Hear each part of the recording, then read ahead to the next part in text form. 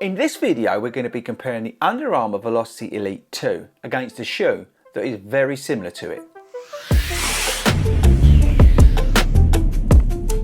What is up everybody, and welcome to 40 Runs. My name is Chris Ford and I'm a running coach who likes to review running shoes here on YouTube, and today we're going to be comparing the Elite 2 against a shoe that I feel like it's very similar to. Okay, right, so hopefully you saw the sort of, what do I call it, initial thoughts on the shoe, and it reminded me very much of these, the New Balance SC Elite version 4. So I wanted to do a quick comparison because I think actually they're pretty evenly matched. So look, let's go through stats and features. They're both over £200, although you can get this cheaper on Start Fitness using my code 40runs. You're welcome. They've both got the similar sort of, well, this has got phantom knit upper and this has got warp upper. Both got funny shaped carbon plates. This has got like a scooped plate and this has got the energy arc in it. This has got some rubber coverage on the outsole. This doesn't. This has the Flow Supercritical EVA outsole. Neither fit true to size. Both of these are UK 10, where I usually go for a UK 9.5 in my running shoes. They both weigh 9.5 ounces, so 270 odd grams. This has got the new Fuelcell PEBA foam in it, and this has got a dual density foam. We've got the supercritical EVA here, and then we've got like a Pebax foam. So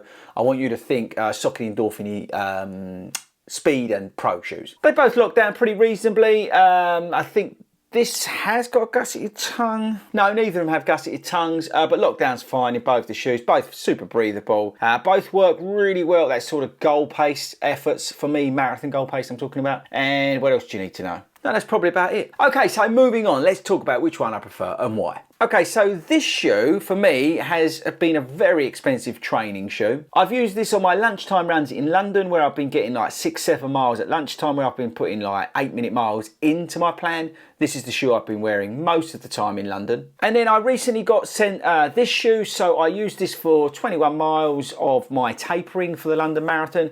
And I basically switched this out for this. And again, similar sort of thing. I did some faster work in it. I mentioned it in the initial thing video we did. I was down under 7-minute miles in the shoe and it felt great. This is much more stable than this. This is incredibly narrow across this section here in the mid to heel. If you pronate in any shape or form, you need to avoid this.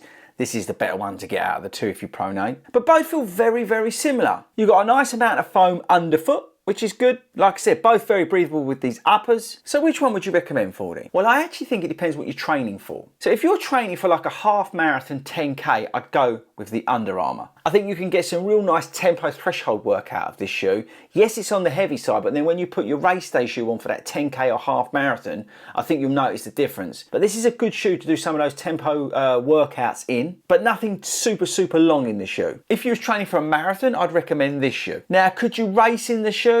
Yeah, you probably could, but I wouldn't necessarily recommend it because the shoe is heavy. And there's much lighter, faster feeling super shoes out there than this. But this is a competent training shoe, although it is a very expensive training shoe. And in fact, both these shoes are very expensive for what they are. But if you was doing marathon training, I would say this shoe, the New Balance SC Elite version 4, is the better shout versus the Under Armour shoe. So look, it depends, I think, very much on what you're looking to do in the shoe. I think, like I said, if you're half marathon or 10K training, go for the Under Armour. If you're looking to do marathon training, though, I'd recommend the New Balance. But both shoes are very evenly matched. Again, both over the top in terms of pricing. But I was very surprised by the Under Armour, like really surprised. I thought I'd hate it, but actually I really like it. And the New Balance was a big disappointment for me in terms of a race day shoe, but actually as a training shoe, it's been all right. So there we go, people. Not sure if that's definitive or not, but I wanted to give you my honest feedback on both of those shoes. So they're very similar, both similar weights and all that kind of stuff. But yeah, I think hopefully I've cleared some of that up in terms of which one you'd go for and why. Right guys, thanks for sticking around to the end of this quick vid. Don't forget to subscribe before you leave me today, and I'll catch you later.